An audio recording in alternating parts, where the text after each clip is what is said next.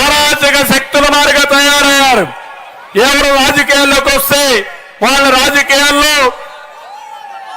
ఎక్కడికక్కడ బూతులు తిట్టడం, ఇష్టానుసారంగా మాట్లాడడం అన్నీ చేశారు. మొన్నటి వరకు ఒక ఆయన చూశారు మీరు, ఇక్కడ బుల్లెట్ తీస్తానన్నాడు నెల్లూరు జిల్లాలో ఒక ఆయన. ఇప్పుడు బుల్లెట్ దిగింది, ఒక తన్ను తన్నారు, ఎక్కడో నరసరావుపేటలో పడిపోయాడు. రేపు ఎల్లుండో మళ్ళా వాళ్ళు ఒక ఓటర్స్ అంతా ఒక తన్ను అంతే చెన్నైలో పడతాడు. అంటే ఒక పద్ధతి లేకుండా మాట్లాడుతున్నారు. మంచి చెడుకు ఏ మాత్రం కూడా వెరవకుండా మాట్లాడే పరిస్థితికి వచ్చారు. అదే నా బాధ. అందుకే నేను మిమ్మల్ని కోరుతున్నా, ఈరోజు ఈ ముఖ్యమంత్రిని దించడానికి మీరందరూ సిద్ధంగా ఉన్నారు.